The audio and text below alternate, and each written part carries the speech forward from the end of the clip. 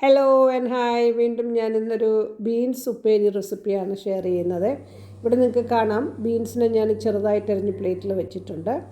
പിന്നെ പാൻ വെച്ചിട്ട് നമുക്ക് ബാക്കിയുള്ള കാര്യങ്ങൾ, ഇത് ശരിക്കും ഞങ്ങളുടെ നാട്ടിലെ രീതിയല്ല. ഞാനിവിടെ ഇത് തമിഴ്നാട് സ്റ്റൈലാണ്. എൻ്റെ മദർ ഇൻ ലോ ഹസ്ബൻഡൊക്കെ ഇങ്ങനെയാണ് ചെയ്യുന്നത്. ഞാനിവിടെ അത് ചെയ്യുന്നതുകൊണ്ട് നിങ്ങൾക്കും കൂടെ ഷെയർ ചെയ്യണമെന്ന് മാത്രം. അപ്പോൾ ഇതിലിപ്പോൾ ഞാൻ വെളിച്ചെണ്ണ ഒഴിച്ചിട്ട് ഇപ്പോൾ ഒരു സ്പൂൺ കടുക് ഇട്ടിട്ടുണ്ട്. അതിൽ ഞാൻ കുറച്ച് കടലപ്പരിപ്പും ഉഴുന്നും പരിപ്പും അവർ ഈ മിക്ക ഇങ്ങനെയുള്ള സാധനങ്ങളിലൊക്കെ ഇത് ഇടാറ്. ഒരു ഡബ്ബ ഇതിട്ട് വെച്ചിട്ടുണ്ട്. എൻ്റെ ഹസ്ബൻഡ് ചെയ്യുമ്പോഴൊക്കെ അത് ഉപയോഗിക്കാറുണ്ട്.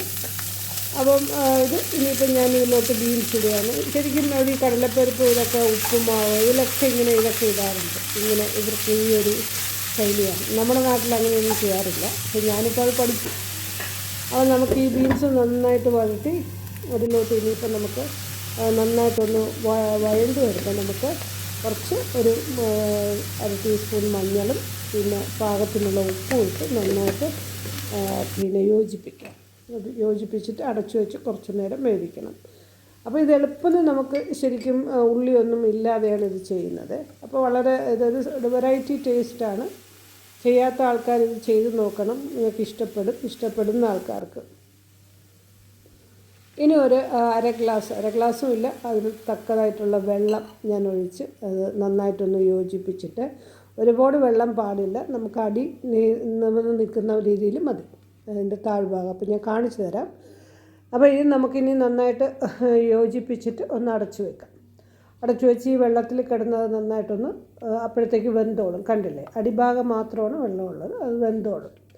അപ്പോൾ ഇനി നമുക്ക് അടച്ചു വെക്കാം. വെന്ത് കഴിഞ്ഞിട്ട് ഇതിൽ വേറെ ഒന്നും നമുക്കിനി ചെയ്യാനില്ല. എത്ര എളുപ്പത്തിൽ ഇത് ചെയ്തെടുക്കാൻ പറ്റുമെന്നറിയാം.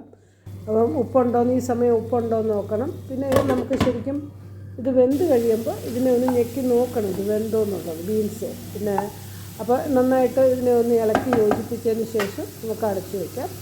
അടച്ചു വെച്ച് ഇത് വെന്ത് കഴിയുമ്പോൾ നമുക്ക് ഞാൻ ഇത്ര തേങ്ങയാണ്, ഫ്രഷ് കോക്കനട്ടാണ് തിരികിയത്, അതിട്ട് ഒരു 2 പച്ചമുളകാണ് ഞാൻ ഇട്ടിരിക്കുന്നത്. അതും ഇട്ട് നമുക്ക് നന്നായിട്ട് ഞാൻ ഇതിലിടുന്നത് ക്യാമറയിൽ പതിഞ്ഞിട്ടില്ല, ഞാൻ പിന്നെ നോക്കിയപ്പോഴാണ് കണ്ടത്. ഇപ്പോൾ തേങ്ങ ഇട്ട് നന്നായിട്ട് അതിനെ സോട്ട് ചെയ്ത് കുറച്ച് കറിവേപ്പിലയും കൂടി ഇട്ട് നമുക്ക് നന്നായിട്ട് ഇളക്കി യോജിപ്പിച്ചതിന് ശേഷം ഇത് സെർവിങ് ഡിഷിലോട്ട് സ്റ്റൗ ഓഫ് ചെയ്ത് മാറ്റാം.